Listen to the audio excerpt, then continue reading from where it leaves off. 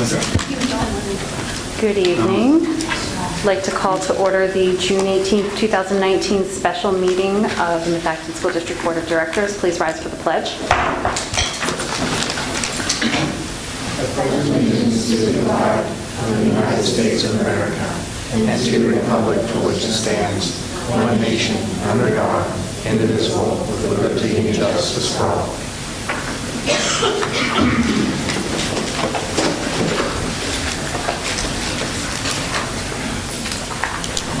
By way of announcements, the public is hereby advised of the audio and video recording of this meeting for the purposes of rebroadcast.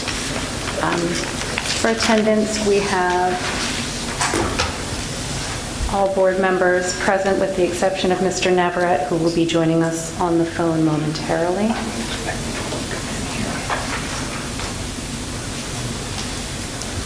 And recognition of guests and scheduled speakers. Looks like we have Mr. Bricker presenting us our final budget.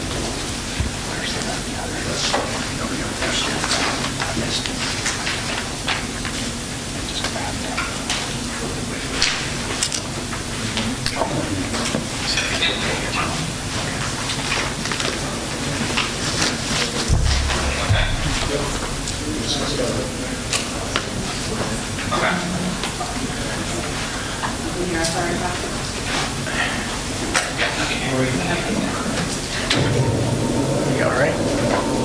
Didn't you say you do just fine? You don't even, doesn't even phase you. I don't care. He's just speaking for 1,000 people. This is not. I knew he had one more.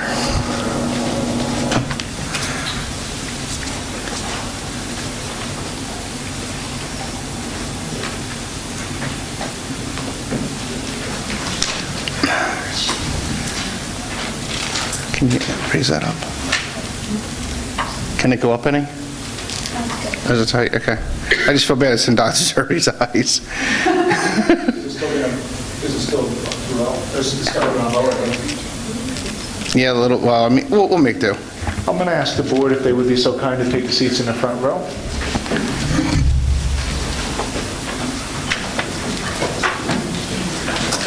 Yeah, I just picked it up. Two different ones up there.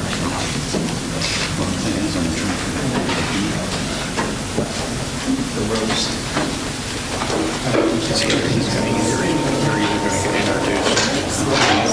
guest speakers, right? Somebody move the projector. Okay. Sorry about that. Good evening. Tonight we're here to present the 2019-2020 proposed final budget. As you can see our timeline here, we've already gone all the way from the September 12, 2018, when a timeline was presented to the Finance Committee, to where we are here on June 18, 2019, which is a meeting to hopefully adopt the 2019-2020 budget. The deadline to PDE is June 30th. Along the way, there was a lot of iterations with regards to the budget, starting with the preliminary budget in January, update in March, update in April, update in May, and tonight we have the final budget for you. So, in the 2019-2020 proposed final budget, we have the revenues, which are primarily consisting of the real estate taxes, which is 66.66%. There's the Act 1 taxes of 7.46%, other state and revenue of 13%, and the basic construction and operating subsidies from the state of 6.11%. I'm going to talk about some of the things that happened as we went through this, but I want to get down to the final budget one, and we'll go through some of the changes that occurred here. So over the years, over the months, with the, well, actually did cross years, but from when we started, the preliminary budget that was presented to the Finance Committee started with an Act 1 number of 2.2829%. That was with our preliminary budget. We then reduced this to 2.157% in March, 1.862% with the proposed final budget, and we are now at 1.115% for the final budget. As a point of reference, last year's increase was 1.9844%. We used the most recent assessed values provided by the county. The final budget that you have for you tonight is based on the May assessments. This is the end of May assessments. Interest rates used for calculating interest started at 2% on CDs and 1.75% on bank accounts. Through the process, we raised these rates on the CDs to 2.35%, which will generate more than $100,000 worth of income. Federal income was actually reduced due to the approvals from the federal government. This resulted in a loss of income of $40,547. So what you have from the last change now, to go over what changed from just the last presentation, was the real estate revenue tax decreased by $503,000, almost $504,000. We stayed with the May assessments as we had in a preliminary proposed final budget. The millage was lowered, as I noted, to 1.115%, and the interest income decreased by $154.06 due to rounding. Social Security, continuing from the last presentation, decreased by $2,884, and retirement revenue increased by $12,919.48 due to staffing changes, which we'll go over in the expenses. I already mentioned the changes in the Title I, II, and IV. The decrease, that total is the $40,000 number I referenced before. When you look at the assessments as we went through the time, we started with the November 18th. That's where we started our assessments, which was almost a $5 million increase from May of 18. When we get to the February, we saw an increase of another $2 million. March, there was a dip of about $1.8 million. And then we rose back up in April by 2.2, and finally in May by 1.5. Overall, the net increase from November to May was $3.7 million. This chart kind of outlines the changes as we went through. You can see the preliminary budget, the March update, the proposed final budget, and the final budget. You'll note that from the final versus the preliminary budget, we had a decrease in taxes of $752,000. We also had the interim real estate taxes reduced by $75,000. The Act 11 taxes kind of washed out, and then the investments that I noted before increased by about $105,000. The state revenue, as noted, had a decrease in from the last one of $2,884, and a decrease of $12,919. The preliminary budget, as you'll see, to the final budget, there was a decrease in state aid of $5,580.24. Again, that's directly related to staffing changes, which we'll go over in the expense section. Federal revenue, we already went over the $40,000 change. So at the end, we have a proposed final budget of $111,863,609. That is down $768,174.51 from the preliminary budget. As you can see here, this shows the tracking of the real estate taxes and how the trend went. We went over the millage increases, went from the 2.2928% all the way down to 1.15%. Our ending millage rate for the final budget is 30.3781. That will generate, after the collection rate is factored in, $73,905,575.88 in gross revenue. What this means to the homeowner, when you factor in the millage increase to 30.3781, is an increase of $58.18 on an average assessment value of $173,660. Going into the expenditures, no surprise that our salaries and benefits are the highest at 68.85%. That's we predominantly educate the children, and that is done through the teachers. Operating expenses account for almost 22%, and our debt service is about 9%. The staffing changes, I want to go over these with you so you can follow the staffing changes that occurred. So for the professional staff, we reduced the staff by 2.5%. FTE. These reductions, or positions, I should say, not FTE, 2.5 positions. These reductions were based on enrollment needs and have no actual furloughs associated with them due to retirements that occurred. These retirements created 4 open positions that HR will be working to fill.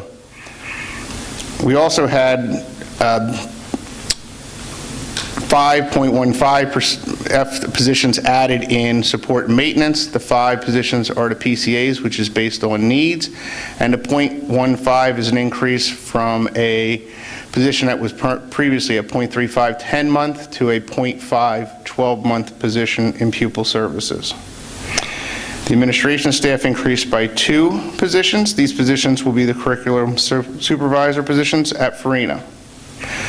Overall, that creates 4.65 positions that were added in the 2019-2020 budget. We'll skip back to the expenditures. So overall, the expenditures decreased by $560,421.13 from the proposed final budget. The personnel costs decreased by $100,472.30. Benefits decreased by $42,500 almost, and we reduced the personnel budget by $499,000, almost $500,000 in the substitute teacher line item. Going back to some historical stuff, the benefits are primarily being changed based on the staffing changes that occur, as well as the first to third look in the medical. The net reduction amounted to about $74,000 for benefits. Some other key operational changes that occurred over this time, which are not included in this slide, is transportation. There was an increase of $199,000 from the preliminary budget, and there was a reduction now also of $290,479.05 from the IU subsidy reduction that occurs due to first student being able to cover more of our work study runs. The substitute teacher cost overall, combining the prior ones, is $653,584.46 reduction. Tuition for other institutions increased by $150,000. This is based on enrollment. And the removal of the budgetary reserve, which was another $200,000. Again, this gives us total expenses of $111,863,609, and that would be the balancing of the revenue. With the 5-year projection assumptions, we changed the assumptions by using the May assessment values. We changed the millage increase to 1.115%. The other assumptions remained the same. So in a 5-year projection with no property tax increases, what does this mean to the school district? It means that as we go through the time period, you'll see us grow our revenue from $111 million, almost $112 million, to $115.6 million. Unfortunately, the expenditures will be growing at a faster rate, and they'll be at $124.8 million in 5 years. That year alone, we create a net deficit of $9.2 million, and would drive our unassigned fund balance to a negative $14.6 million. Using a 2.3% increase, which is the Act 1 index for this year, you'll see that the actual revenue growth goes up to $122.9, almost $123 million, versus the $124.8 million in expenses. This creates a $1.8 million loss for that versus the $9 million with no tax increase, and does leave us with an unassigned fund balance of about $3.5 million. The 5-year comparison here also shows how the trend would go and where we were in the past from 2016 to 2020. We started 2016's actual numbers of income of $99.1 million versus expensive $98.9 million to our proposed budget again of $111.8. That's also balanced with expenses. I'm going to skip through the PDE 28s. So where does that put us? That puts us down at the bottom line here. We're on June 18th. It's the board's opportunity to adopt the budget of 2019-2020. That'll be signed on the board's vote. We also have our budget history. Again, some of this stuff I went over where we presented to the Finance Committee starting back in January 2019, added some revenue slides in January 14. These are all, a lot of these slides were moved to the appendix. January 25th, we had the slides moving to that appendix, with mainly being the Act 1 index and the North Monco results that we compared to. In March, we went over the assessment changes, the healthcare changes, transportation, personnel. All these changes then come back down to June 18, 2019, where the income changes were made, reducing the millage rate to 1.115, and the millage for the final budget was reduced to 30.3781. Substitute teachers' expenses were reduced by an additional $499,538.06. And that concludes my presentation. Please, if the board would be so kind to take their seats back at the table, and take questions.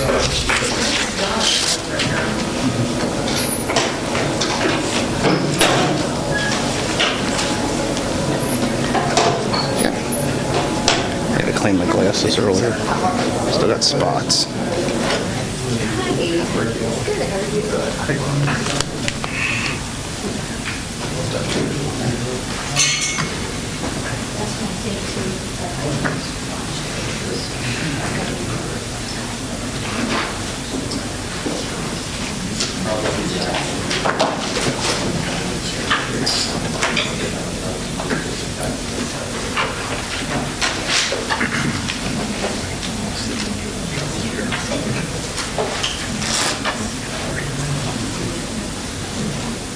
All right, at this time, does anyone have any questions for Mr. Bricker on this presentation? I don't have a question for Mr. Bricker. I just had a quick question about the staffing request on 67, where it just talks what was included and what wasn't. I know some things we moved around. The one question I had was about the school counseling secretary at Skyview. I know that that was a request by Dr. Gorla, and it's not included in the budget, which is, it is what it is, but do we have a plan to help them out? And the reason I ask is because I know how overwhelmed the counseling offices can be, and that's... Yeah, so there certainly is a plan. If you may recall, we were fortunate enough to schedule a meeting where we were able to take members of the board that were available through tours at Arcola and Skyview. And in that tour, we shared with you the area that was built originally when Skyview was built to have a secretary man the office area to help support the guidance staff, the school counselor staff. Sorry, and well, it's an important distinction. And nonetheless, we are working through that. You may notice that we are currently looking at ways to best utilize our existing staff, not necessarily add to it to help support that. So as we progress with that review of a couple of our internal positions, we'll be informing the board how best we can do that. But our goal, and just talking with Ms. Gorla this afternoon, is to see if we can get somebody in there before the start of the school year. Any other comments from the board on the budget presentation? My quick question is, I guess the same thing with the transition coordinator then. I thought we voted for the transition coordinator, however it says here not included. Yes. So slide 67, which Ms. Reese had referred to, was last updated on 1/9/2019. So yes. So we would go to what slide, Mr. Bricker, has the staffing that was included in the budget, rather than me trying to figure the number out.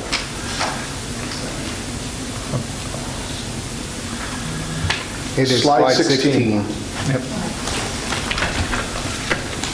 So you're absolutely right. I'm good. I just got confused with the You're absolutely right. We did. Okay. The board approved that, and we are actually in the process. I'm assuming that even on the agenda this evening, we might actually have a notice associated with that. Is that correct?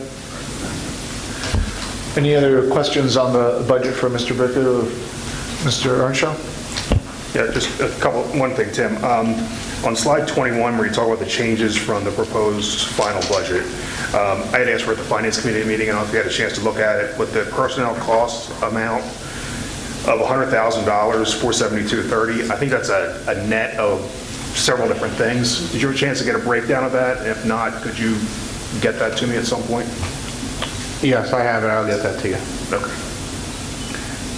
And then, just so everyone on the board and the public's aware, one thing we discussed at the Finance Committee meeting was the projected results for the current fiscal year, which the latest forecast has a surplus of $1.7 million, primarily consisting of salaries and benefits. Benefits including PSERS, medical, prescription, tuition reimbursement, et cetera. And one thing that'll get finalized as you close out the year and book your accruals and get the audit done. But I think it's important, and I appreciate the change from the Finance Committee meeting. I think that was in response to that surplus as well. So I appreciate that change. We're moving in the right direction, and I really just hope you really understand the importance of forecasting and how that fits into the budgeting process. And we just need to keep refining that process as we go into the next school year and beyond. So that was my only other comment at this point.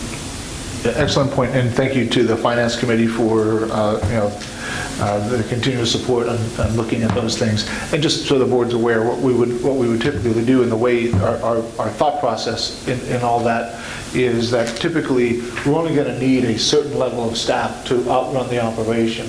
And if some of our staff that we budget for in terms of their salary and benefits are out for uncompensated leaves and things that don't necessarily or aren't necessarily requiring us to pay them a full salary or benefits, we still would need people to come in and substitute for them either in a short term or a long term. And you'll likely see that as we move forward with next year, we'll be asking for budgetary transfers at some point in the year to possibly move those funds that we didn't expend in personnel to be moved over to substitute to take care of the personnel that we need to bring in temporarily. So that's the mentality behind it, and that was just part of the discussion that we had at the Finance Committee. So just wanted to clarify that. Are there any other questions? Yeah, just real quick, I'd like to say thank you to Mr. Earnshaw and the Finance Committee, as well as Mr. Brecker. Great presentation, and I'm happy that we're finally, trying to make some kind of stab here at the attritional savings throughout the year that we've been discussing for quite some time. So, thank you all for your hard work. If not? All right, then at this time, we'll take public comment on board action items. Dr. Malik.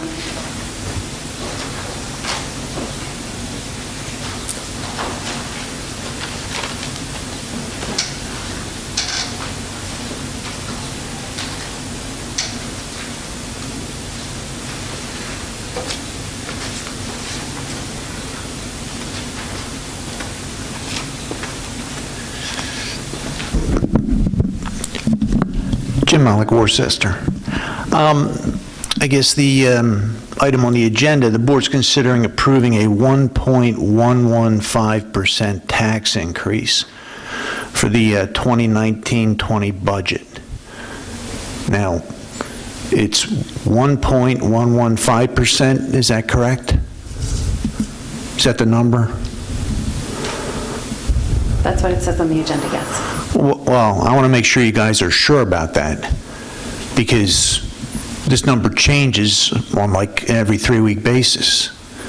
Because I was here 3 weeks ago, and it was 1.862%. I guess I'm wondering what happened in the last 3 weeks. I was also at the Finance Committee. I'm not sure what happened in the last 3 weeks that we're down 0.75%. Can somebody explain to me what happened in the last 3 weeks that we're down $900,000? Who found 900 grand somewhere?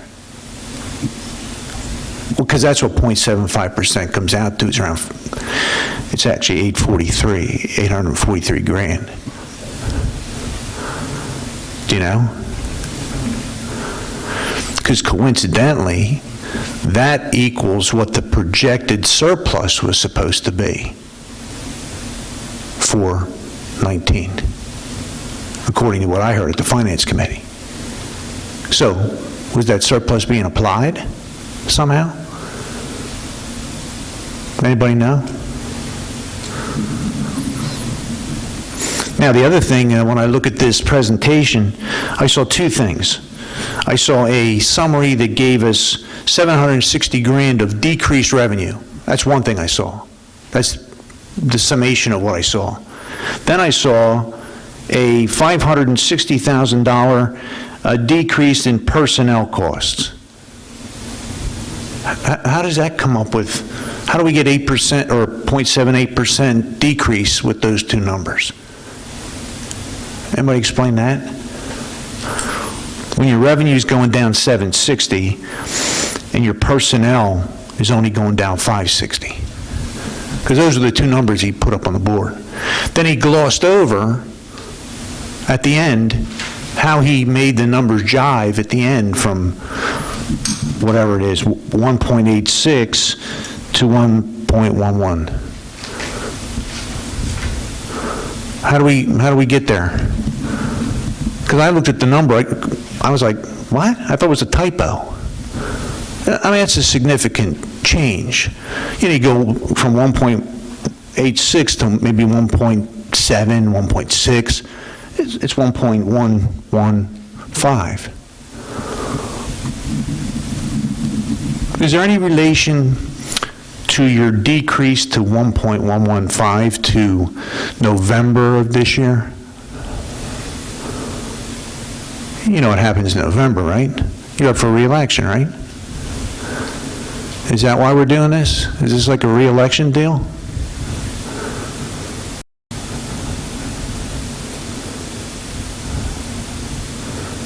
Is this like a re-election thing for, blow away the numbers so you can claim that you're doing good for the taxpayer, and all of a sudden you find 900 grand and nobody explains it? Maybe you can help us and somebody explain where you come up with 900 grand at the last hour. Can you help us out? Thanks. Anyone else for public comment on board action items? Mr. Mickelman.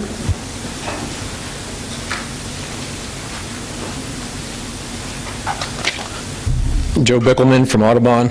I just want to thank the chair of the Finance Committee, Brian Earnshaw, for his diligence on the budget, his questioning, his expertise, how to dig out a lot of things that are in the budget that shouldn't be in the budget, like budgeting $300,000 twice for teacher education tuition reimbursements. There was $300,000 in the budget. I don't know how long that was in the budget for. Mr. Bricker for his expertise and his knowledge that he's come along in such a short time and has a good grasp of school district finances.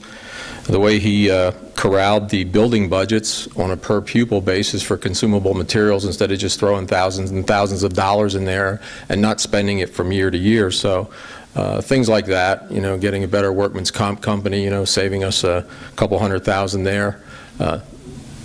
So it's well done, Mr. Bricker. I just have one question. Back in May, there were 5 retirements, 5 professional retirements, counselors, German teacher, and I can't remember them all, but there were 5 teaching positions that were retirements. How much did we save on those 5 retirements? That was from May till the final budget, so I just need to know, are they in the budget, the savings from those 5 retirees? Please answer me, because this is the only time I get to get an answer before it gets voted on. Are the 5 retirements in there? This is the only time I have to hear an answer. I understand. Before it gets approved. Yes, and Mr. Bricker is nodding yes. The 5 retirements from May are in the budget? The savings are in the budget? Yes, they are. They are. How much were the savings from those 5 retirements? I'd have to go back and look to get the exact answer. I mean, that's a big item. It's like the early retirement incentive plans that the district implemented like every 2 or 3 years. We had an analysis of all those individuals that retired, and we had a number of, we were proud to say what the savings were, due to the early retirement incentive programs that were implemented here for the past years. Why can't we be proud of the savings from these 5 retirements that we didn't have to link up with another $40,000 or $50,000 in benefits for an early retirement incentive plan? What were the savings from those 5 retirements? I just want to know. I mean, you got to know that. Well, just the rule of thumb, 50,000 times 5 people is $250,000. Is $250,000 in the new budget? I just want to know about these 5 retirements. How much are we saving from those 5 retirements?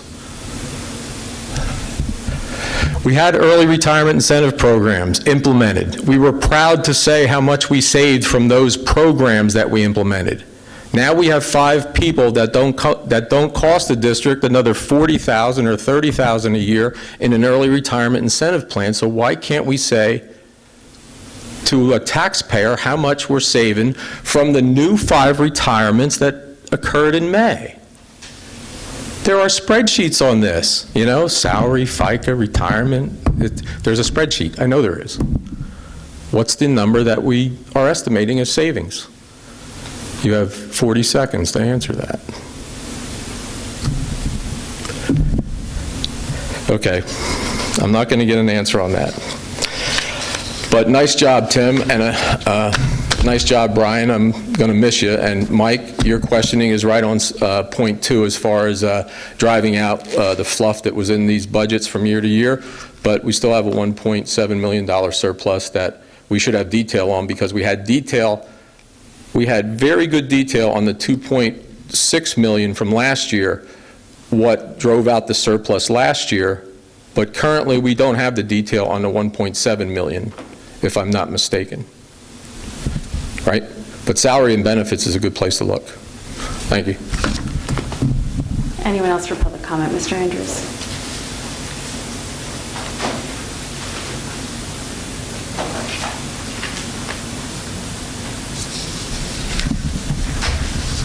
John Andrews, Lower Providence. Good evening. I'm somewhat happy with the budget.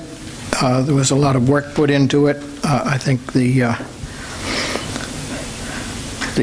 cut of $499,000 is a rough number on substitute expenses. It seems to me that in prior year budgets where we didn't have that cut, and we had so we had a number of at least that value, maybe twice that value, plus we had full salary and benefits, assuming the staff is 100% on the time card, so to speak. So, I view that as a double entry situation, and it's being rectified. I think overall we've added some staff, and I view that as being a conflict with your superintendent in a recent year saying we have 36 more professional positions than comparable districts, and I view that as something that the board chooses not to address. And overall, we're still roughly 10% higher than local comparable districts on expense per pupil. And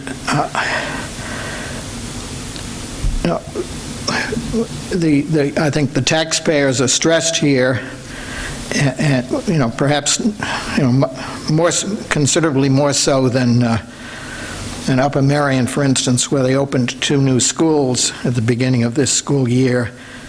And last fall, they had a budget or a bond resolution of well over $100 million for a new high school. So, they're in a different league than we are. But, members of the public have expressed stories about difficulties of selling homes here because of the tax rates. And relative to that, in the Worcester Township last year, there were a total of 7 new homes built. 3 of those new homes sold in 2018, and the other 4 have sold here in this year. But those are low numbers compared to 20 years ago when we were adding over 300 new homes in 1999. So, I think our absolute tax rate is a factor in people not coming here, and I view that as a problem. But overall, I like the work that was done on this budget, and I'm reasonably happy with this budget. Thank you. Thank you, Mr. Andrews. Anyone else with public comment on board action items this evening?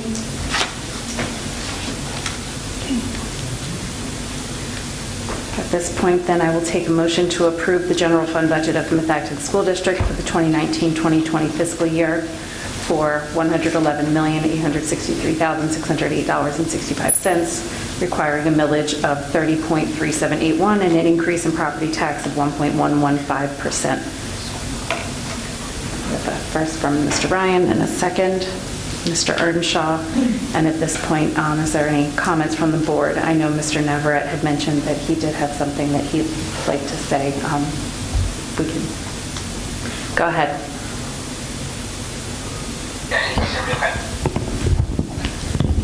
Yes. Okay, great. I just want to say I'm proud of the improvements that we made in the process this year, both through forecasting and then in the final budgeting. I think these are the type of year-over-year adjustments in recurring expenses that put us on better financial footing every year and improve our overall financial health. Getting to 1.1% was no small feat, but it's something that we as a board and an administration should be proud of, especially that we've done it in a sustainable way that's continued to improve the quality of our programs and the character of our district. That's important. And as we move into next year, I think it's critically important that we focus on, one, continuing to improve the forecasting models and turning it into something that we can use to impact the current, or excuse me, the following year's budget, rather than looking 2 years down the road at past audits. And improving how we budget and account for staffing, full-time employees, substitutes, the work that we did at the 11th hour here to adjust for some of that double counting, I think was important, and it's a big part of why we got to where we are. We need to continue to scrutinize our staffing levels to make sure that they're appropriate to the programs that we're delivering and the programs that we want to deliver in the future. And then finally, it's something I've talked about before, but we need to evolve our long-term capital spending plan, our master plan, so that as we correct the sins of the past and as we invest in our facilities, we also have a proper understanding of what long-term upkeep should look like and what it should cost, so that we can slowly begin that long extended process of extricating ourselves from this annual borrowing cycle to pay for these small dollar capital projects. Now, we're a long ways away from that, but I think we've got to take some of those small steps in this next year to get there. So I'm proud of where we got to. There's certainly more work to be done, but there's no doubt that we are all on the right track.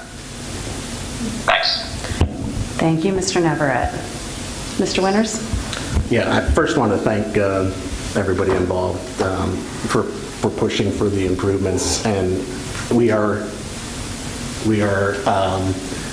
really made from 3.5 years ago to what we were voting on to what we're voting on here, and having a comfort level. I know there's experience that goes with this, but also just the ability to understand what is in it, what we can take out, what we need to add. On that point, though, there's a couple things I wanted to highlight, Tim. I think what you said at the finance meeting the other day was that you took the entire staffing from May and recalculated based on the current staff. So you don't have an exact number related to those 5 retirees, but you have, it's in the total net. Is that correct? It's in the total net, yes. Thank you. A couple of things. The 36 that we hear continuously as being the number was a number, I've said this every single time, I'm going to say it again. It was a number that was used in a discussion with the union on a mathematical model not specifically related to exactly what was going on with Methacton and what our needs were. That's how Dr. Zerbe presented it, and that's how it was used, and that's how it's been explained over and over again of where that number comes from. Is it 36? Is it 35? Is it 18? Is it 7? It was about looking at how we compared to our other schools. So I want to make sure that is understood again. Secondly, we have contractual requirements around staffing. Number 3, the addition of 4 point whatever, 15, whatever their exact net number is, includes 5 PCAs, which are directly related to the requirements of students. We've added 2 admin positions, at the same time returning 2 teacher on assignments back into the staffing. The 2 admin positions I will advocate are probably the best investment we've made in Methacton in a while, besides Breach maybe, as we have not staffed the curriculum department to make the changes and the speed that we need to at Methacton. So it's a strong investment in the Methacton, and I don't care if it's a net plus, because it's doing the right thing. And it is not related to November. It's not related to adding admin and getting rid of staff. It's none of those things. It's doing the right thing for Methacton. The last point I'll make is this 1.115 is taking into effect all the aspects, primarily around education, around fiscal, but also around land value and the property values. So we're instilling that we have quality schools and making sure that people have appreciation in their land value. If we continue to decide to make decisions off $35 tax increases or the adjustment of $35, and my house and your house and your house goes down $50,000 in value, I'd much rather have the $50,000 in value when I go to sell that house for retirement than the $35 today. Just me. I didn't do a net present value on that, but to me, that is a better value for the investment of our tax dollars. Thank you. Thank you, Mr. Winters. Anyone else? Okay, so at this point, we'll take a roll call vote. We'll start down here with Ms. Cancro. Yes. Yes. Yes? Yes? Yes. Mr. Neverett? Yes. Ms. Hall? Yes. Yes. Yes. Yes. The motion carries 9-0. And I will take a motion to approve the taxes for the 2019-2020 school year as listed. This is the per capita taxes, local service taxes, real estate transfer tax, earned income tax, and amusement tax. Mr. Earnshaw, and a second. Mr. Ryan, any comments from the board on these items? Just one question, Tim. Just all these taxes are the exact same as they are now, no change, is that correct? That is correct. Thank you. Any other comments? Okay, we'll do another roll call on these, starting with Ms. Cancro. Yes. Yes. Yes. Yes. Mr. Neverett? Yes. Yes. Yes. Yes. Yes. The motion carried 9-0. And finally, I'll take a motion to approve the 2019-2020 Homestead Farmstead Resolution 19-06. Mr. Ryan, is there a second? Ms. Cancro, any comments from the board? Seeing none, Ms. Cancro? Yes. Yes. Yes. Yes. Mr. Neverett? Yes. Yes. Yes. Yes. Yes. And that motion carries 9-0 as well. All right, at this time, we will turn it over to courtesy of the floor. Dr. Malik.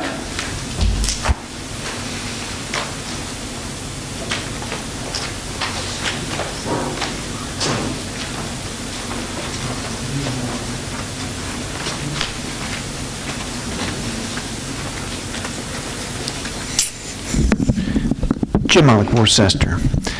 Just to correct a few things, Mr. Winters had talked about the I guess, the 36 teachers and Dr. Zerbe and some mathematical calculations.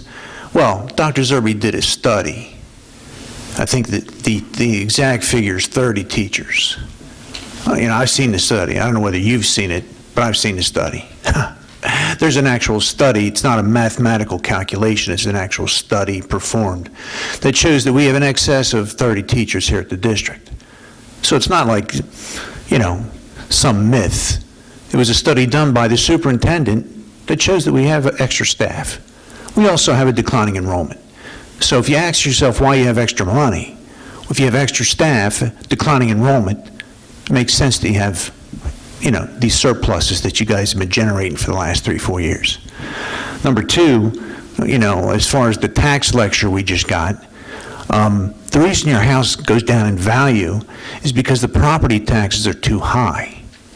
That depresses home values. Case in point, I have neighbors that can't sell their home. They had to take it off the market because the taxes are too high. Because if you have a $900,000 house at a 30 mill rate, that's almost 30 grand for a house in taxes a year. That's $2,500 a month plus a mortgage. And if the mortgage is $3,500 a month, that's $5 grand a month. People can't afford it. I don't care how good the school district is. And now, if you take it in half, make it a $500,000 house, that's 15 grand a year. So, the economics lecture doesn't pan out. I'll take the tax decrease to increase my property values. See, that's how it works. Less taxes makes your house more valuable, not less. I mean, look at some of these markets like New York and California. I bring up the 1.1% and the reason for your decrease from 1.86% for a reason. This board's been people on this board have been critical of other boards, I guess sins of the past, for giving a 0% tax increase based on using, let's say, the sale of buses to apply to the tax decrease. Well, that's why I asked the question. Where'd you come up with the 900 grand? Nobody will give me an answer. I mean, people on this board are quick to criticize other boards about using funds from the sale of buses to offset the tax increase. I'm trying to find out how you offset almost 900 grand worth of expenses, but nobody will tell me. At least the other boards were transparent and would tell the taxpayers how they offset the decrease from whatever it was to 0%. But nobody up front will be transparent and tell the taxpayers how you went from 1.86% to 1.1%. You see? And your policy of not answering questions, all it's going to lead to is us having to do right-to-know requests, which cost you money. All you have to do is answer questions. But your policy is leading to a situation where the district is paying out money for right-to-know requests. So just so you understand what you're doing, it's your policy that's causing a waste of taxpayer funds. So I think about it. Anyone else for courtesy of the floor? Mr. Andrews.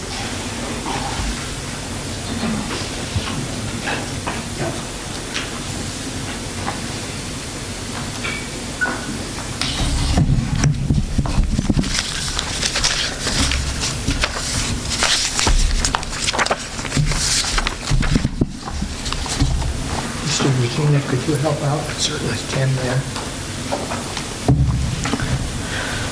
John Andrews, Lower Providence again. I'm passing out a copy of my speech for the evening to the directors. The Arrowhead School is wanted but not needed. At your June 4th meeting at Arrowhead, we heard of a plan for a new and larger replacement and an estimated cost of $35 million rather than an expensive renovation there. I gave a speech there calling this new school want a sham. not needed, unaffordable, and that the K-4 structure pulls down our students' education relative to a K-5 structure. Further, we don't get a decent new enrollment projection, lest it weakens your resolve. Also, an enabling referendum would fail. Tonight, I expand on the need issue, all with half-day kindergarten. Again, that gets us better grade 3 test scores. The table I present shows the present situation and one without Arrowhead. At present, we have 820 empty seats in the K-8 configuration. If we close Arrowhead, we still have an empty seat surplus of 352. So you're not building a new school because you have a shortage of seats.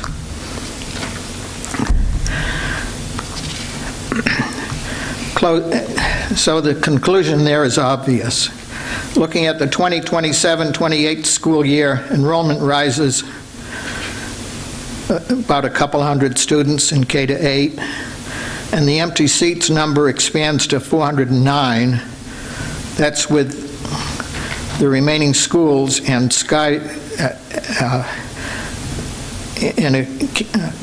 Eagleville, Woodland, and Worcester, and Skyview in a K-5 configuration, with Arcola in a 6-8 configuration, and the empty seats number is 409. The conclusion is still obvious.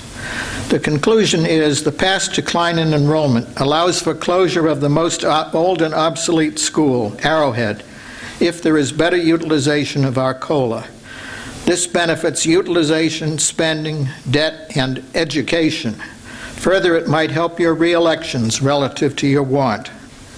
As a side note, I asked, why did Dr. Zerbe on January 15th show a smaller K-8 enrollment by 55 than our published October 1 numbers in the monthly reports at the Education Committee?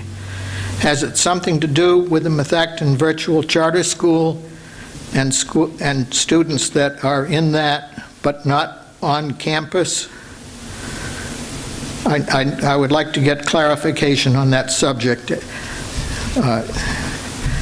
Thank you. Anyone else for courtesy of the floor? Mr. Bickelman.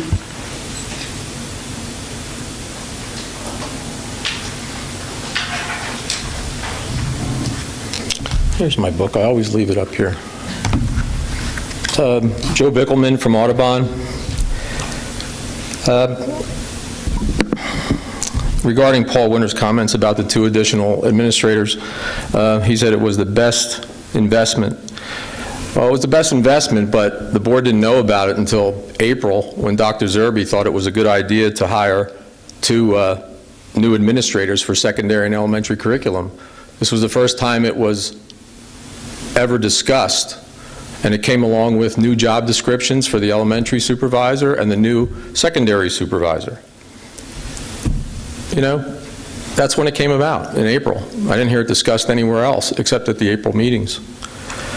It's about $360,000 for those 2 positions, but the way Dr. Zerbe presented it was a clouded picture of about $200 and some thousand because he netted the $360 against some other salary savings, so it looked like the 2 new administrators were a lot less. But if you add their salaries and benefits going forward into the new school year, you'll probably come up with about $360,000, not the $200 and some thousand that Dr. Zerbe presented in a slide that Mr. Earnshaw pointed out during the meeting too, that the true cost was $360 for the 2 administrators that the board didn't hear about.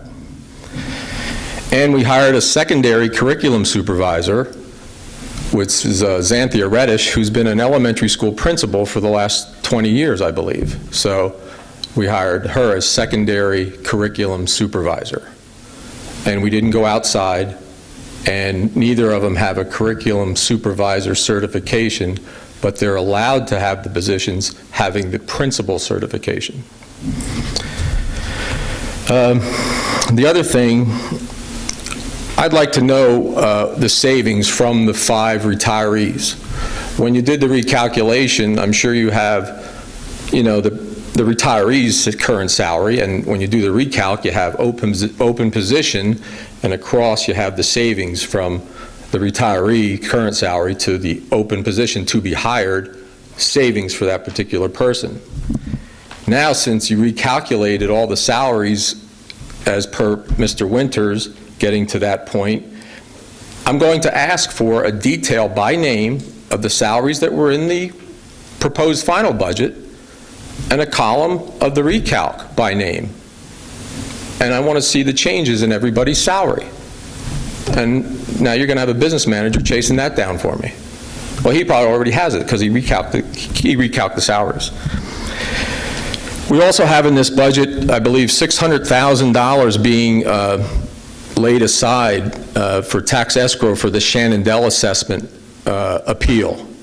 This has been going on for 9 years, and there's going to be about $5.4 million in the tax escrow savings account because this hasn't been settled in 9 years. And it's probably because the lawyers don't want to settle it. And I think you should put the case in the hands of Kyle's firm here and move that box and files over to his firm and get the thing settled.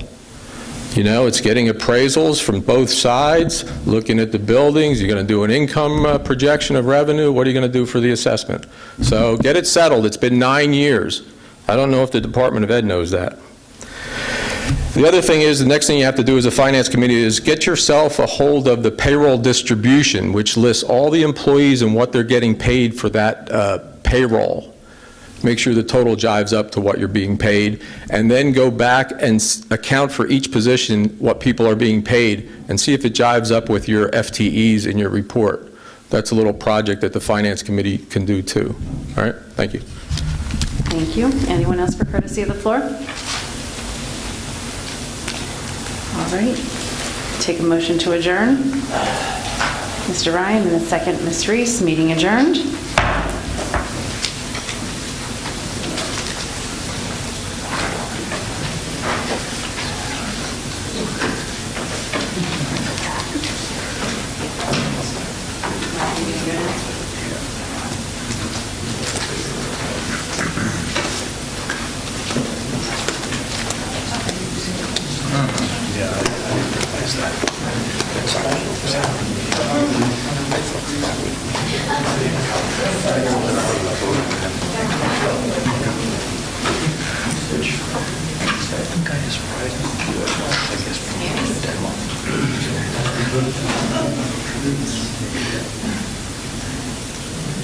All right, I'd like to call to order the June 18th, 2019 work session of North Acton School District Board of Directors. Please rise again for the pledge. Allegiance to the flag of the United States of America and to the republic for which it stands, one nation, under God, indivisible, with liberty and justice for all.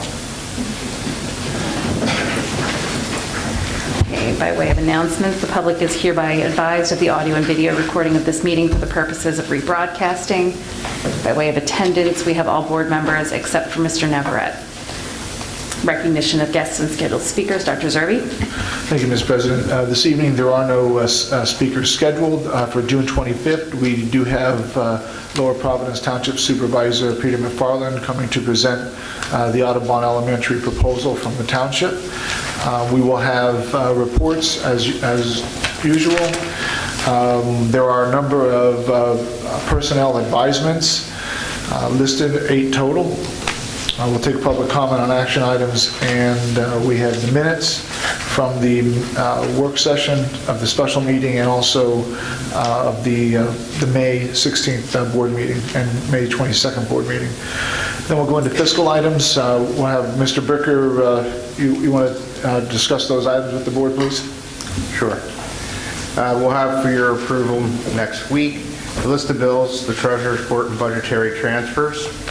We'll also have a recommendation on the unallocated fund balance to approve unallocated fund balance ending June 30th, 2019 in excess of 7% of the budget to be committed for use to the facilities master plan.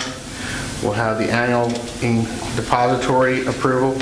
Added to this from our usual one is Ambler Savings Bank and Univest Bank, now that we're banking with them, but there's a potential we could, and this will save us returning to the board. Of note, it was asked at the Finance Committee that we do not bank with Wells Fargo, so we do have bonds that may be related to them, so they are a depository relationship at that point. We'll also be requesting the approval for school breakfast increases by 5%, as well as the a la carte breakfast and lunch increases. That is based on the PDE pricing tool. It's a tool that tells us what we should be setting the models at.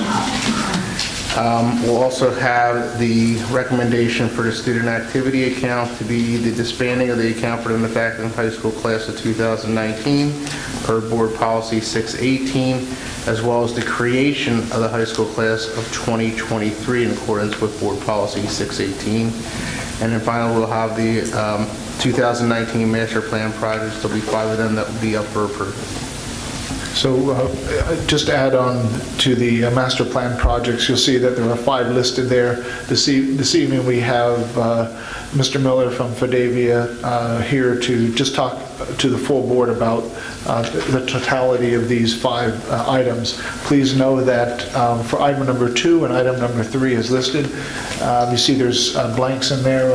The team is reviewing those bids. And then on number 5 did not go before the property committee. And I think this evening, Mr. Miller, you want to share with the board what that's all about, please.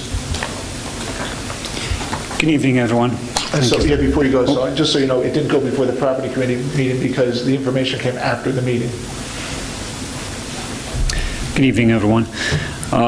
We actually have 3 here tonight to present 3 motions for the board approval, which we already talked about, but primarily we want to talk about the ACM work that's going to get carried out over at roof number 12. The bids came in and we received reports that there was some ACM work related to that one particular roof. So what we did was we contacted, once we had awarded the contract with the approved low bidder, we reached out to them and contacted them and talked about a change order to carry out that work. And they have provided us with the proposal to carry out that work for $11,223. And on top, well, along with that, we are putting forward the recommendation to move forward with getting TMS, who is the consultant that we had last year, to carry out the testing and of the air monitoring for when the work gets carried out. I just had, I remember discussing 1, 2, and 3. I do not remember discussing the roof, which could be my fault. But which roof is it again? Which is, I know it's 12, but where is that again? It's actually right on top of the main entrance to Arcola. So when you actually go in the front entrance, is the roof directly above that. And that was or was not part of the whole auditorium thing? That's where some part of the confusion occurred. There was a confusion where what testing was carried out this year versus last year, and that's why it wasn't included in the bid. Any other comments or questions for Mr. Miller on any of the 5 items listed there for the master plan? I just wanted, since Ralph's not here, just so you guys, when you get the numbers next week, we did have a pretty lengthy discussion about different canopies, just so you're aware. Doesn't mean you can't ask those questions next week, but we did have a very extensive presentation and then another discussion about it, and we kind of went with a hybrid, not the canopy on this end and not the canopy on this end, kind of a medium. I would call it a compromise or hybrid, whatever you want to call it. Any other comments on that or questions for Mr. Miller? If not, thank you, Mr. Miller. Okay. Any questions for Mr. Bricker on list of bills or any other items under finance? Mr. Earnshaw? Not so much a question, it's really more of a comment. It's related to item D, the unallocated fund balance. This will be the third year in a row, I believe, that we took the same vote. And just to refresh everybody's background on the previous two, first year there was a $375,000 went to the committed fund balance for the master plan, and last year the number really spiked up. The surplus was $2.6 million. $2 million initially went to the committed fund balance, but then through two votes of that amount, $1.2 million went to the capital reserve. The first vote of $625,000. The most recently, I believe last month, $551,000 went to the capital reserve. So I brought this up at the Finance Committee meeting. I'd like the administration and the board to consider revising this motion to not just have the excess fund balance over 7% going to the master plan, but to put a certain, I'm thinking put a certain amount to the capital reserve, a certain amount to the master plan, and a certain amount to provide some form of tax relief. And if that's not acceptable, another consideration is putting some sort of limit on the amount that's going to go to the facilities master plan.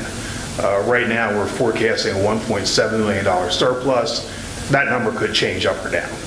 We saw it change last year. We initially thought it was going to be $500,000. It went to 2.6. So my reviews indicated that the 1.7 will likely change, and it could be more than that, in my view. So my suggestion is to come up with some sort of recommendation where we possibly take this surplus over 7% and possibly divide it into three parts. One to the master plan, one to the capital reserve, and the other piece to some form of tax relief.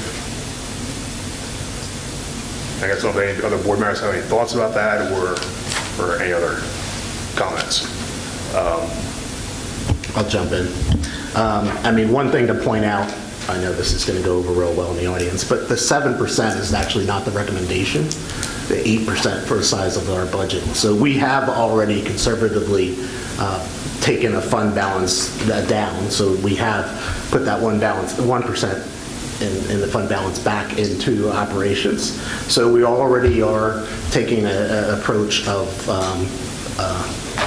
understanding that the likelihood we would need all that money at once is probably not, but you never know. But the bottom line is that I think that, I guess I'm trying to understand if we need to borrow this money and we have all this money, all this facility needs going forward, and we ended up having a surplus this year, why not put it into the facility plan or future capital requirements?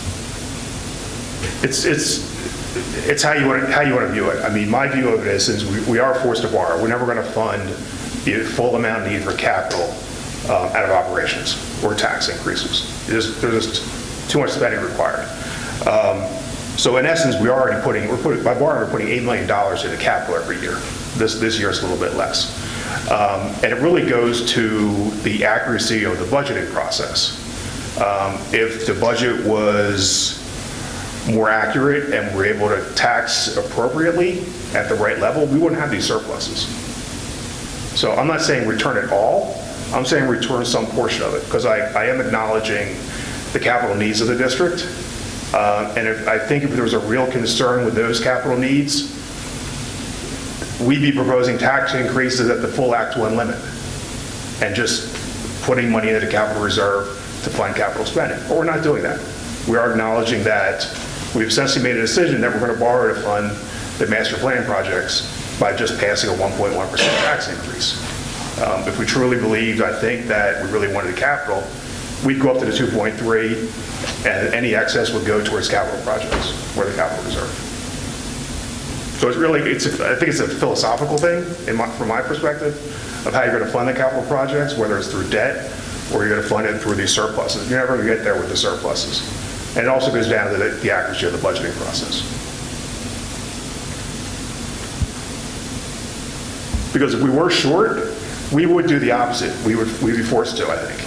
We'd be look at it at a higher tax increase to cover shortfalls.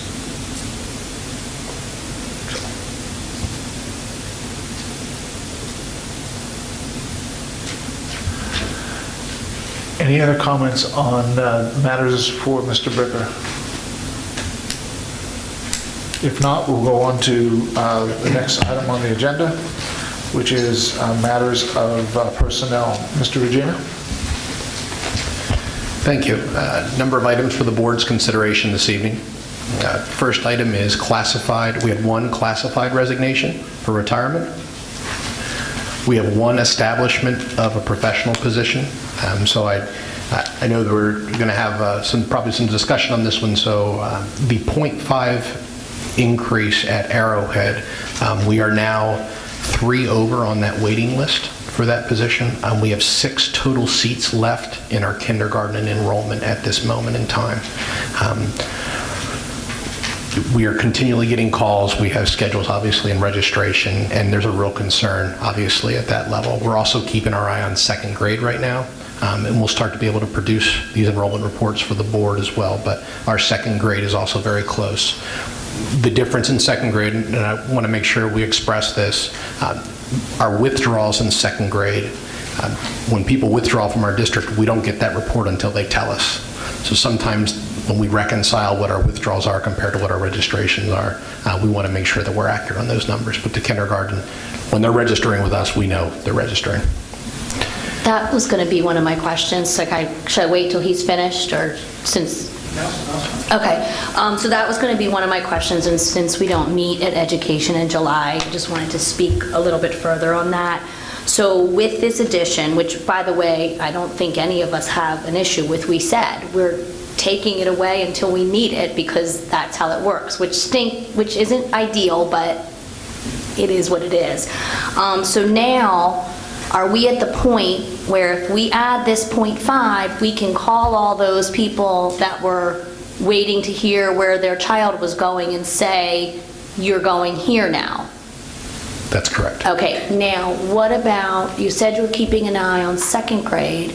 I'm not sure how, I don't know this for a fact because I'm not there, but where else are we getting close? Is there anywhere else, or are there other parents being, and I know this happens every year, but I've heard that other parents are being told that, there's wait lists or what have you. That's correct. Our first grade numbers at both Woodland and Worcester are completely maxed out. Our second grade numbers at Arrowhead, we have 2 open seats at Eagleville, and we are 5 over at Worcester, 5 under at Woodland. So we actually have 2 open seats in second grade right now. So that's, again, something that we're really keeping an eye on. We have no open seats at Arrowhead third grade. And our 4th grade numbers, both at Woodland and Worcester, we have 6 open seats, so we're watching those. And that's great that we're watching it, and it's not a complaint, and I don't know if there's a way to do this better. I mean, I just happened to be on the soccer field the other day, and someone I know is like, oh, we didn't register my child yet for first grade, and I just kind of looked at them like, could you do that, please? And quite frankly, the wife said to the husband, well, that was on his list, and we get how that goes. Is there any way the district can do a little bit of a better job of encouraging parents to register, or encouraging parents to withdraw when they know? And I know sometimes they don't know, but I don't know the answer to that. I know we've talked about kindergarten, doing a better job at kindergarten registration, because one of those people on the wait list knew they were registering for kindergarten and said they kept checking the website, which I don't know if there's a better way to do it. I have no idea. But if we could look into that in some way, maybe if other districts are doing it. I mean, I think some families take it for granted that they're worried about it and, they get on it in January, and other families are busy or they don't do it. So I don't know. Yeah, I appreciate the comments, and certainly we're gonna dig deeper into this and keep the board apprised, as Mr. Regina had suggested, in terms of the regular by section reports that we provide to the board. Right now, it's a little too early for us to say, hey, we need this or we need that. But we're certainly going to be in conversation with the board to make sure that when we talk about there's no seats available, we're talking about the fact that we're looking at the targeted class sizes not necessarily just the board policy sizes. And in some instances, we will, go one above as needed, and so there's a lot to consider there. So we're not at the point right now that we, that we're in a panic and know exactly what we want to do. But we are watching it, and we'll be keeping the board apprised. But to your point about, is there a better way, we'll have that conversation, and maybe there's a way we can provide more information. Because you're right, a lot of what you may hear is the fact that someone who lives right next to a particular building doesn't, decides to register late, and they find themselves a block from the school and on a waiting list to happen to go to another school. And certainly that's a challenging thing to try to comprehend.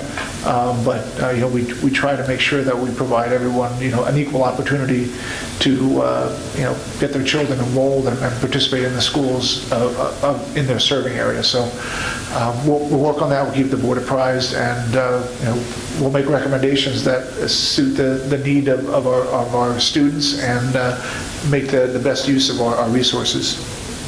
Mr. Rodino. Thank you.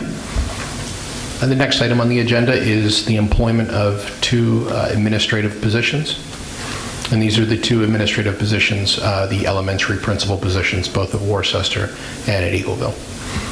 Would you mind talking to the board about the process and the 2 individuals then? Sure. So the process, it was, we had a 3-round interview, so we started off with a number of applicants, 78 to be exact. We narrowed that down to 12 applicants for our first round interviews. First round interviews were held with building principals and the special education supervisor for elementary. It was a screening interview lasting about 20 minutes for each one of those candidates. At that point, we reduced the candidate pool for round 2 to 6 candidates. We had groups of both Eagleville parent group, Eagleville staff group, Worcester parent group, Worcester staff group, a district leadership group, and a writing sample group. Even though there was nobody meeting with them, they conducted a writing sample. Each one of those was a half hour in length, rotated, and it was about a 3-hour process. So great participation. We had almost 60 individuals involved in that process. They did a wonderful job. And from that round, we went down to 4 candidates for round 3. Round 3 met with our cabinet at the district level, conducted a few tasks for cabinet, as well as answered a few questions, and then we came up with the 2 candidates here that are presented for you this evening. Our one candidate, Dr. Harmer, has been at Norristown School, been at Octorara School, and has some experience at a charter school. Our other candidate, Brian Schaefer, is in the Pennsbury School District. Both of them have elementary experience both as teachers and as administrators. I heard very good reviews of the process from different people involved, but I actually just wrote down what you have in your hand, Dave. I would like resumes if possible. They're in your email. Okay.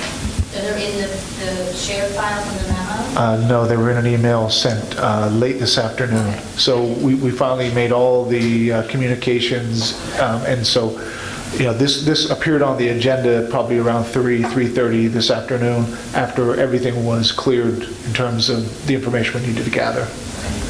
And so you received an email with their resumes. Thank you. We have 2 employment for professional positions.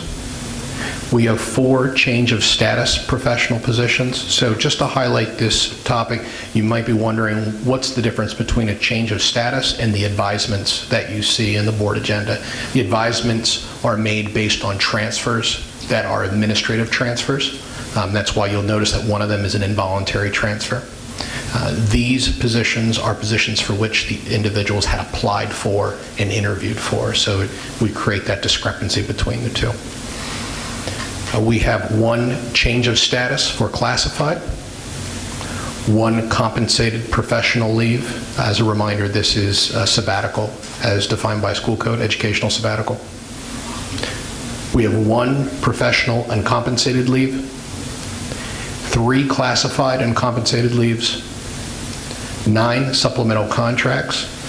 Wanted to highlight number 6 of the supplemental contracts that is directly related to the professional uncompensated leave that you saw earlier in the agenda. and one item under the volunteer list. Any questions for Mr. Regina? I know I asked this before, with the language teachers moving up to the high school, and we still are probably working on scheduling. I think parents got an email that said we're going to be working on scheduling. Are we worried at all about filling these positions because they're possibly part-time? We have, so the two world language positions are split between high school and Arcola, and we have interviews set up for next week, and we have a number of candidates that we're interviewing. So they're not part-time, they're split, so they're full-time? That's correct. Okay, it makes it a lot easier. But just to that point, if you recall, we got the board to approve a .4 world language position for Arcola. So that will be a part-time position. And you have interviews set up for that? Part of this interview process, it's potential that a candidate then can come out from this process once we know exactly what the .4, what we need for the .4 from the scheduling. And not to throw a wrench into anything, but this is what work sessions are for. I know at my school, we do have a French teacher who does not have a full class load. It's a known fact. It's impossible for her to have it, and we don't split her. And she is used for coverage, which is phenomenal. So just an FYI, with substitutes and peer observations and all those things that we want to have, just when we talk about education. Mr. Winters? Yeah, just for my education on item J, Tim, actually more a question for you. Since this is a compensated professional leave, next year in the budget, will we see this as a budgetary transfer, or does this stay in salaries and benefits? It would stay there because it's compensated. Or you took Well, the what he's asking for, because it's a sabbatical, they get half pay. half pay. Okay, so the half pay portion of that would go to a budget transfer, and that would go probably most likely to the substitutes that would cover that position. So as a learning, we know for the first half of the year, we'll have half the cost of what you have in the budget already, so this is a favorable that we'll have next January for the first 4 months. Is that correct? That is correct. Okay. Thank you. Any other questions for Mr. Regina on matters of personnel? I know it's quite a lengthy list. Give you some time to review that.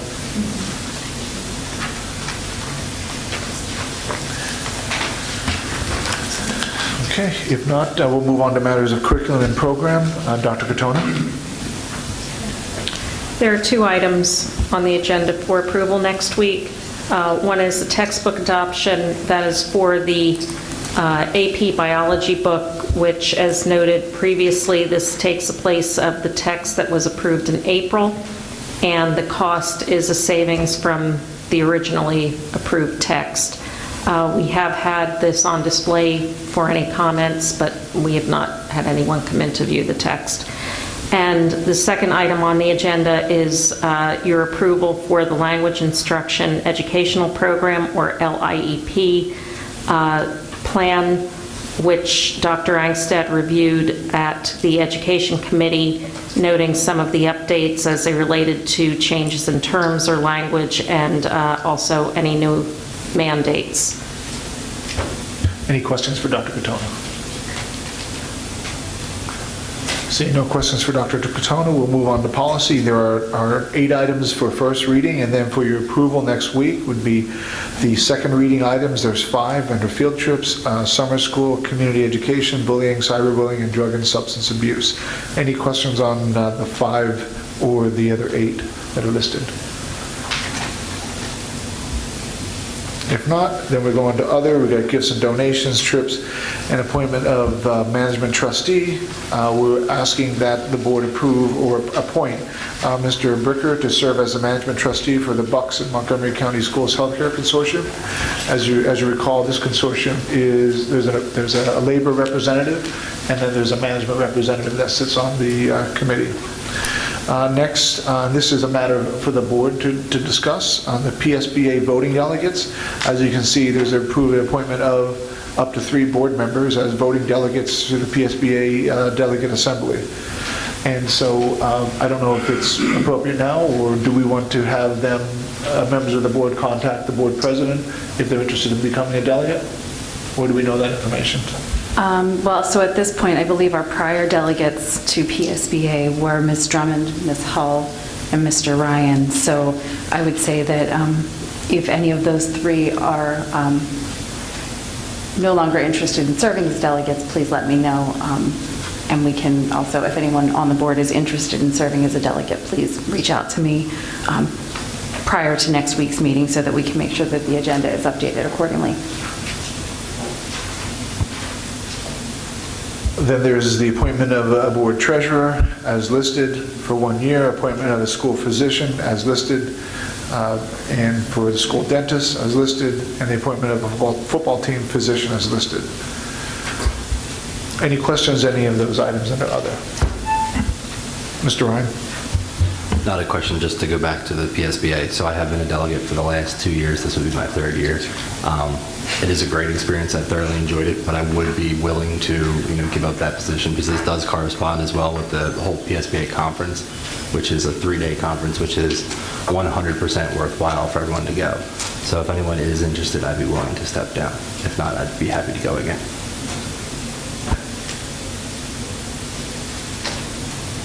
Any other comments under other? It's not other, I just wanted to go back. I couldn't get the resumes up on my iPad, so I had to go on my phone. The initial screening, however many you go, I heard, I think 70-some applicants, and then it went down to the initial screening. I mean, I don't know if you give trade secrets, but I don't know how you got to that. And I would have loved to have been part of it, and I know it was opened up to the board, but I was unable to. One of the individuals, do we know why, or I don't know if this, do we know why he or she or was in his last position for such a short amount of time, and why he made the switch in the middle of the year? So we do, we do know that. Okay, but it's probably a personnel matter. Okay. Correct. Okay. These are really big decisions, and I just didn't get a chance to look at this. So I'll ask any other questions later, so I can look through this. I didn't see it late this afternoon. Sorry, my mic wasn't on. I just didn't get a chance to look at these, and this is a really, really, really big decision, and I trust the process, and it sounds like it was done very, very well. But I would like to look at this more closely, and I'll get back to you with questions. And I will not be here next week, but if I have anything to add, maybe someone could add it for me. If there's any questions for members of the board on any matters associated with personnel, but specifically with these principal recommendations, Ms. Reese is right. It is an important matter, and certainly and that's why we created a process that included nearly 60 people involved in it. So by all means, if there's any questions, please give Mr. Regina or myself a call. We'll be glad to answer to the best of our ability. Just real quick, I know Andrea did say this before, but I've heard from multiple people in the community who were involved in this process, and high regards all around. This is exactly what we're looking for, right? We're looking for feedback from all of the constituents that this, individual in this position will touch. And I think we've done that. We've followed a process. We're sticking to the process. I just want to say thank you and commend you on the whole process and the selection of these 2 candidates. I'm going to circle back on one other subject. So I'm glad to see Mr. Rick Farland from Township is going to be here. I think they originally were going to be here in April or May, and now it's June, which is great. I just have a question, and maybe you can follow up with Kyle, is when there's a discussion of property in that forum, what is our responsibilities as board members? I'll do the follow-up with him. We'll create some guidelines to make sure that we're certainly not overstepping our bounds in returns, because I think what everyone, if you're not familiar with, there are certain things in the purchase or sale of property that are typically, reserved for executive session, so that in the instance that a sale of property would occur, the board would have or be afforded the opportunity to, have those discussions in an executive session, so not to disclose what they think the value of the property is and so forth, so that they can attain the best fee in exchange for the sale. But maybe there's some other matters that he should apprise us of, and I'll make sure that we're prepared for that conversation.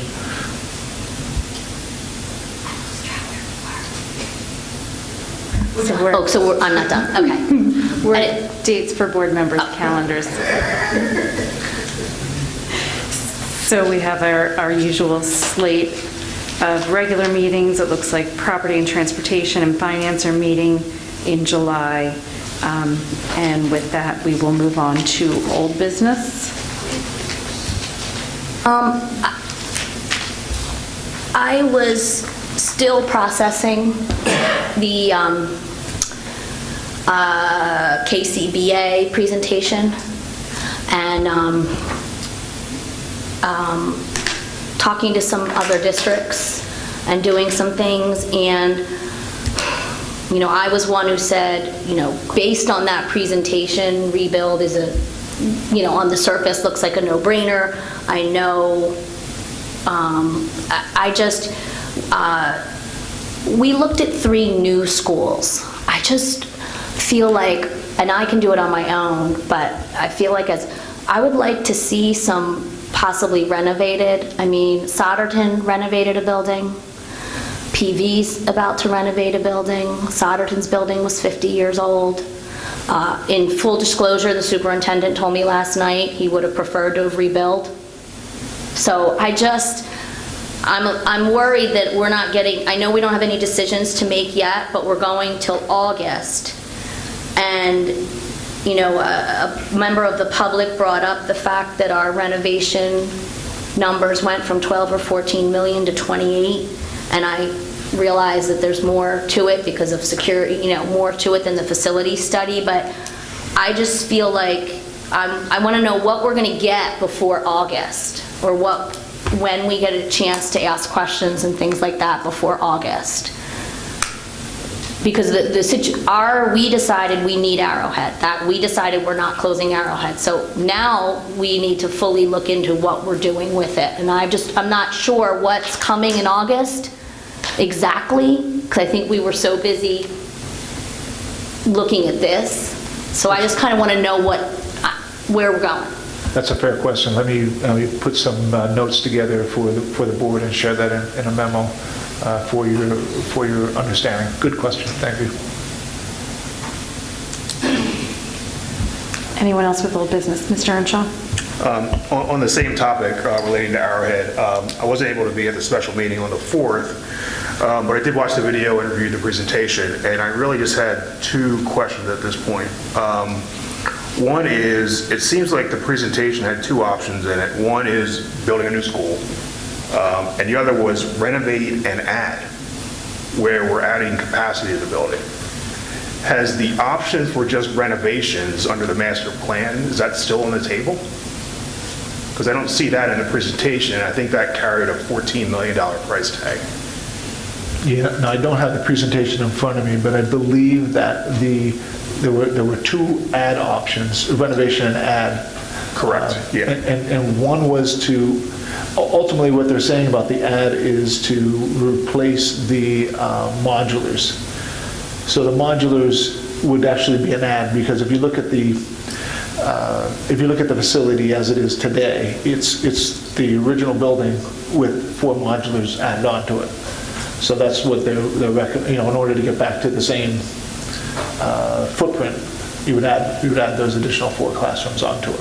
Right, but was that in the master plan when we originally? Yeah, there's a note on the master plan. It was estimated to be another $2 million for the replacement of the. Was that in the 14? It was in the 14, Right. yes. So I guess my question is, can somebody do a reconciliation between the 14 and the 22?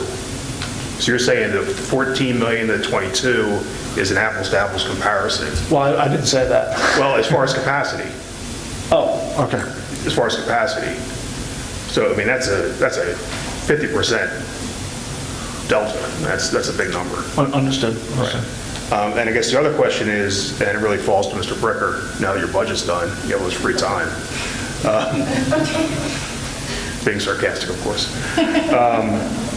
The Arrowhead debt and funding analysis, can you update that with these numbers to show, I guess, the 14 million for the master plan, the 2 renovate and add options, and then I think the new building number you originally used was 25, and that's now like 32.5? Or wait. 35. Oh, I'm sorry, there's 3 renovate and add options. And the new was 35, is that the number? Close to 35. Okay, thank you. So will we at some point update that analysis? Yes. Thank you.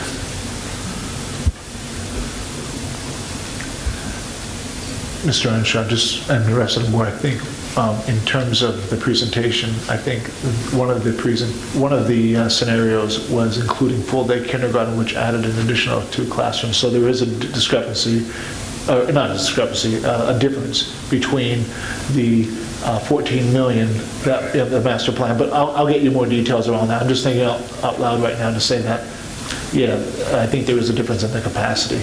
Because it would require an additional 2 classrooms. And not to jump in, but when the master plan was set up, wasn't it based on not the development of those homes that were added, all those homes that were being added into Arrowhead area? That master plan didn't have that. So in my mind, I thought that was including the new developments that were happening in Arrowhead. That's why the number had gone up to 525. Well, not with the kindergarten, but you know what I'm saying? Because then they increased. So I thought it was based also. I just want to clarify that then. Yeah, I think you're right, Ms. Kanku. I think the facilities assessment was independent of any other variables. It was just how do we renovate this building to bring it up to a standard with some of the needed items, including, like I said, $2 million to replace the 4 modulars. And whereas I believe the KCBA study includes a number of different other things, but with capacity specifically, I think it's good around full-day kindergarten versus half-day kindergarten. And it does include those additional spaces, not only the 4 modulars, but I think additional 2. Right. I guess what I'm trying to get to is that I know there was a vote taken to take closure off the table at this point, but there's been nothing decided about just to renovate the building to keep it operational as is. Yeah, I think that that's part of our overall determination. You know, right, but I just didn't see that in the presentation. That's why I'm wondering where that went. Okay. I'm sorry. Anything else for old business? I don't know if I could go back to the unallocated fund balance and what Brian was saying. I don't know if, Tim, you could create a comparison of if we're borrowing for the master plan 7 million, and if we put that 7% towards the master plan allocation, so we're reducing it down to 5 borrowing, what the cost savings would be for borrowing. Because we're paying a cost for borrowing with the bond. So for instance, we're saving ourselves $900,000 by borrowing less. I just want to know what that might be. So in my mind, I do feel like I just want to understand, because I do think we're saving the taxpayers' money by borrowing less, by not paying that interest on that money. And I want to just be able to see the numbers. That makes sense. Yeah, we can certainly provide that. In fact, I think just at our last meeting, I think Mr. Navarrete, in a real quick way, oh, I'm sorry, maybe Mike did it. I'm not trying to give credit to the people who, nonetheless, I want you to know that we can do that, and we'll have that available to you. I think it's important to also remember that in this conversation, and while I respect everyone's opinions as to the perspectives on how we go through this, part of getting there really, and saying that in any given year, the district would have to, before July 1, would have to take this type of action to allocate any surplus to a fund other than the fund balance. And why I'm saying we should always pass that resolution, regardless of whether or not our projection is A, B, or C. It helps us, at least in the long term, make sure that we don't go over the threshold that we had established of 7%, where 8% being the recommended threshold, as Mr. Winters so kindly reminded everyone. So I think that it's important that regardless of what we think the projection is going to be, that we do that so that we're putting money in the places, in the instance that we do have a surplus, in the places that we think are appropriate for the use of those one-time funds. And then on another real quick note, I don't think we'll ever, I'm hoping that we never get away from having a surplus. And I don't necessarily mean that we should have $2 million or $1.7 million or any large number, but I certainly don't want to come to you and say the opposite, that we have a deficit and we have to pull into those. So then the balance between all of that is really how well we can budget within reason, but when we use the language like accuracy, one would then assume that we have to hit a particular number. And I just want to emphasize that we do our best, our principals do our best with our teachers to find all the materials and supplies and things that we need in order to put this thing together almost a year in advance. And those of you that have been on finance, you recognize that. It's a lot of assumptions that need to be made with revenue and with our expenditures. But our conversations have always helped drive a better budget and a better process. And I think the things that you're doing and the things that we do in the Finance Committee are just continuing to make things better. And that's a good thing. But I just want to make sure everyone knows that for me to get the zero or to be accurate on the penny would be nearly impossible on a regular basis or even on any particular year. So that's why the fund balance language and moving any money to a specific resource, whether it's committed funds for the master plan or committed funds for, remember, you may not have been on the board at the time, but there was conversation about putting money aside to help pay for the PSERS increase. That was a discussion at one time. So boards have done that. They've taken their money and knowing that the PSERS rate was going up. So anything that we thought was critical, you could do those things. And I just want to make sure that everybody's apprised of that. That's why we're doing it, in case there is a surplus that we need to address. Otherwise, the money goes into the fund balance, and if we get beyond the 8%, it causes a structural problem for us. If I can, I just want to... I could just talk real quick. I mean, I understand not wanting to be in a deficit position, but to put it in context, I think if you, for example, missed budget by $500,000, may seem like a big number, but it's less than 0.5% of your overall budget. And I don't think it'd be the end of the world. So, and that's what the fund balance is there for. I just had a quick follow-up based off of something that Dave just said. There was talks of, the general fund balance and what the total is, and there was the comments about the tax increase for this year in the 1.15. There was a substantial difference between the 0% tax increase year and our tax increase this year. And that difference is that they used money from the general fund balance to make revenue and expenses meet.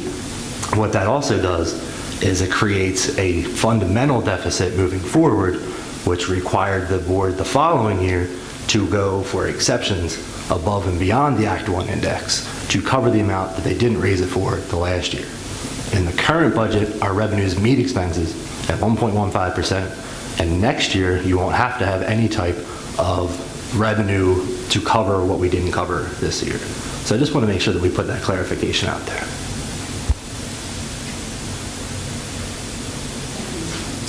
Thank you, Mr. Ryan. Is there anyone else with old business this evening? Any new business? All right, with that, we'll go to courtesy of the floor. Dr. Malik.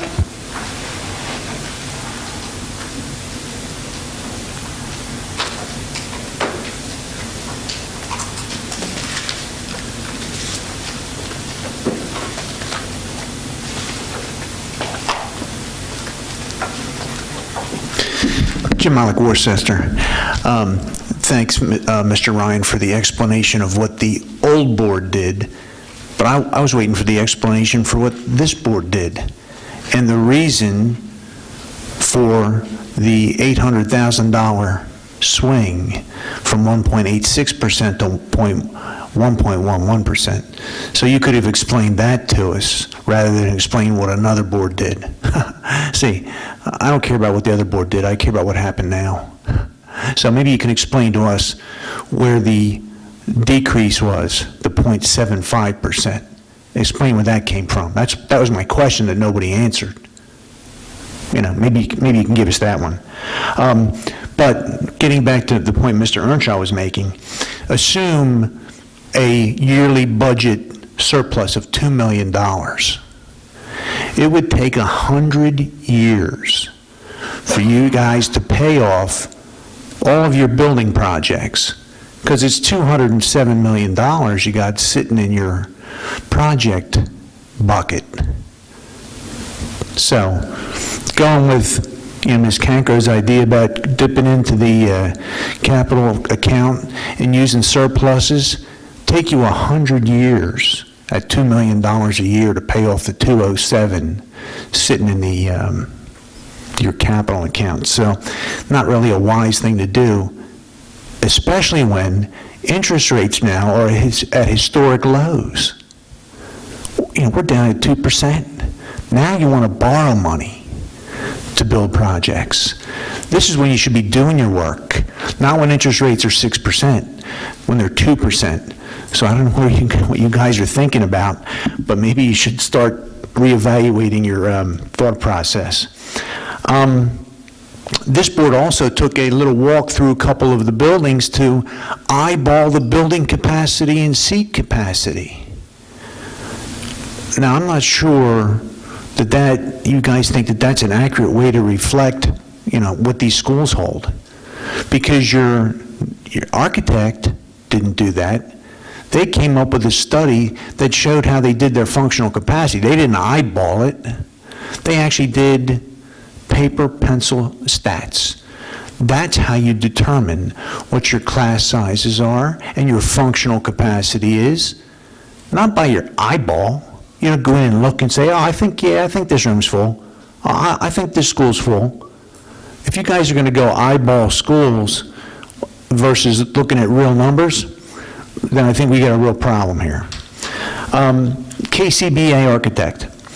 Who authorized the formation of the administrative committee headed by Fidavia and Ms. Hull?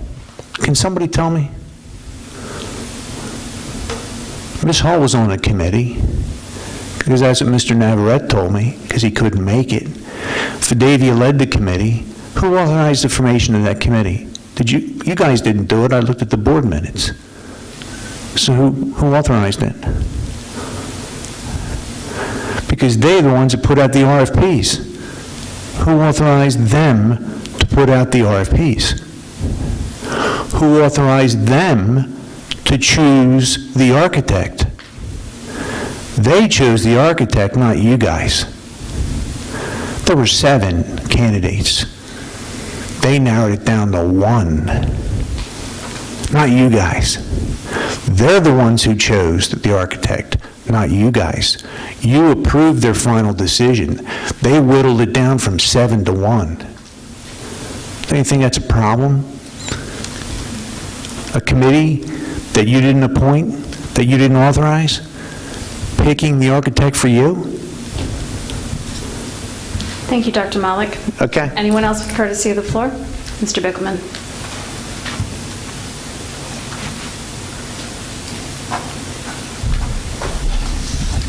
Joe Bickelman from Audubon. I just want to make a statement about a letter that was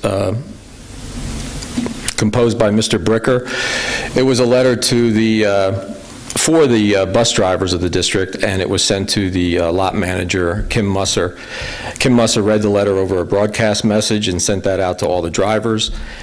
And after my wife got done tearing up in the kitchen, she was greatly appreciative of Mr. Bricker's acknowledgement of the drivers' hard work, their dedication, their willingness to wait for parents at the door, the safety of the kids, return of items, iPhones, and things like that.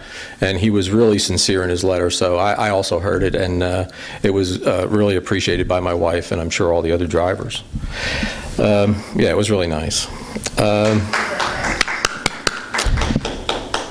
Were there any internal applicants for the principal jobs? Dr. Zerbe, were there any internal applicants for the principal jobs? We're not going to get into a back and forth with questioning. We can answer it later. It's not back and forth. It's just a fourth.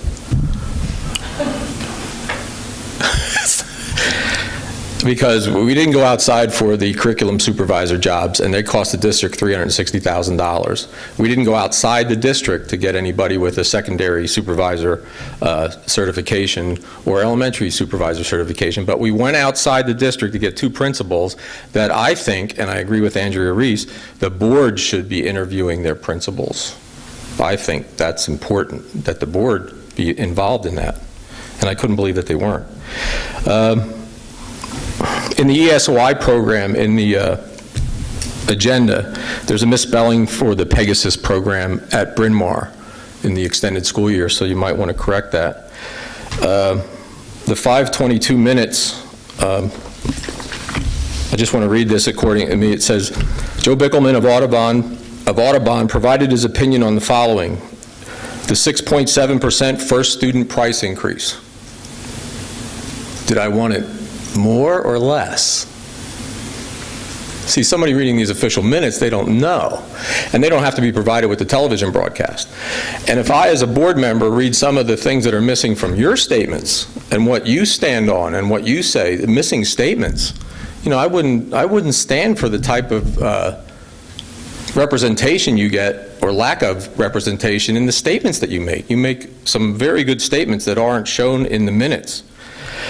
I also expressed my opinion on the 5 teacher retirements. Yes, I did.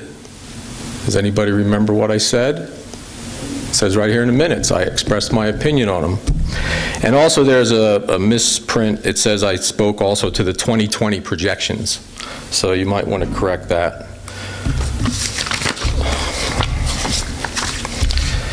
The other thing I have is there's a policy that's up for first read. It's reducing the class size in kindergarten through second grade from 25 to 22. I don't think that's a good idea, because what it will do is just increase costs for the districts, and I think it's just a job preservation tactic. And I don't think we should reduce the class size K through 2 to 22. I mean, leave it at 25. It's been like that for years. Plus, if the bogus enrollment projections come through, you're going to even increase costs even more, you know? We should have the reason for the surpluses, and if it was a deficit, you know, like Dr. Zerbe mentioned, if it was a deficit, it was probably something that's uncontrollable, a special ed settlement, you know, something happened and we would have a reason for it, but we don't have a reason for the 1.7 million, a detailed reason. We also have a family and consumer science person that is being appointed involuntarily from second grade to the high school, family and consumer science. I thought with the retirement of that person in family and consumer science, you should have looked at the curriculum. You should have thought if there was a need for family and consumer science at the high school. Thank you, Mr. And you might have saved some money there. Thank you, Mr. Okay? Thank you. Anyone else Just with courtesy of the floor? Real quick, to just make a correction, if you misunderstood me, I was not able to attend the interviews, but other board members were. I'm sorry if I misspoke. Courtesy of the floor, Mr. Andrews. Thank you.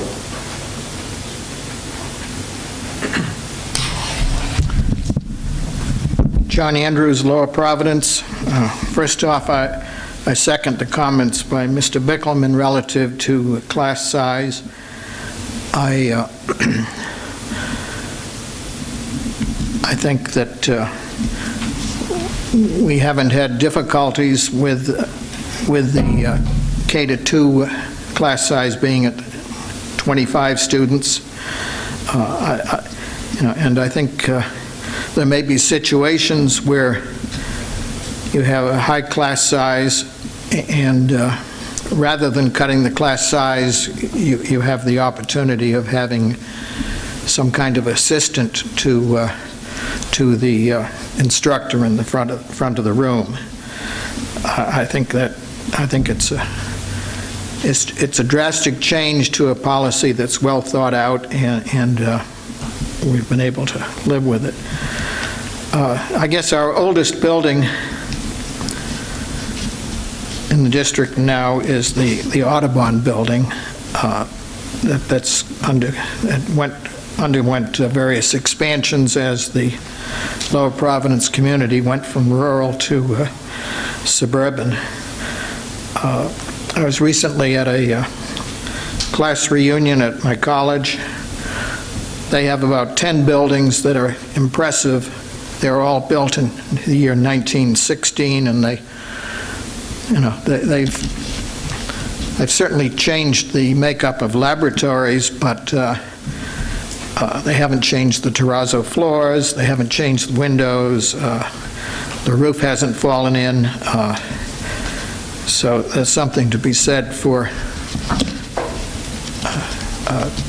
buildings well and maintaining them.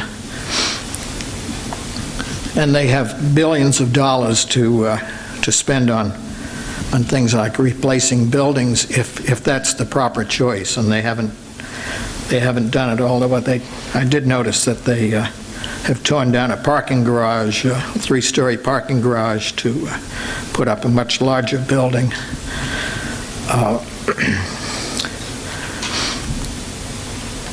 There was a comment made a few minutes ago relative to the AEM plan.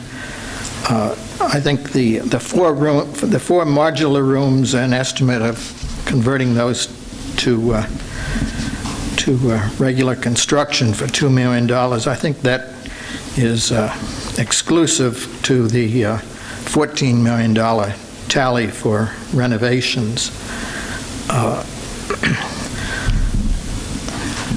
I gave a speech earlier this evening relative to Arrowhead. I think it makes clear that we have a surplus of seats. We have capacity. So I think your process is highly flawed to not have any kind of a study to utilize those rooms. And you know that we've got a lot of floor space in the buildings, and floor space relates to maintenance problems, heating costs, security, et cetera, et cetera. So it's in my opinion, it just doesn't make sense to add unneeded buildings. And so I think in my speech I said several conclusions were obvious, but there are people in this room, directors, who don't think that's obvious, and I think that's a problem. Thank you, Mr. Andrews. And so those are my comments of the day. Thank you. Ms. Larsenese, can I throw in? I'm glad we're talking about students and not widgets. One of the things that we have been very clear in all the capacity elements that we've talked about this is the K through 2 directive of 22 per classroom. It has been the unwritten direction that Dr. Zerbe has been given, so we are documenting that formally into the policy of a K through 2nd grade to be 22 students. All the right to know documents show a capacity of 88 for 4 first grade classes in a particular school. So it is not a drastic change. It is just documenting our official policy. our unofficial policy. Anyone else with courtesy of the floor? Okay, I have a few points of clarification. The building tours that some board members attended earlier this year were to look at the utilization of our buildings, not capacity. Obviously, that's not something that can be done in an afternoon or a morning of tours. Mr. Winters spoke to my comments that I was going to make on class size policy, that the change to the policy is just to reflect or to capture what is current practice and what has been practiced for several years at least. In reference to the candidates for the principal positions, yes, there were internal candidates, and yes, the board was involved in the process, very much so. And Mr. Bickelman, we will look into making a correction to the minutes to reflect what you said. At this point, I will take a motion to adjourn, or if there are other comments, absolutely, Ms. Hull, go ahead. I just wanted to address the architect interview comment that was made. I did participate. I was asked by Mr. Navarrete to participate on his behalf since he was away. The other participants were Dr. Sisnovic, Mr. Fretz, and Mr. Sakala, and I just wanted to make that clear. Right, there's no other comments from the board at this point. I'll take a motion to adjourn and a second, and the meeting is adjourned. Thank you, everyone.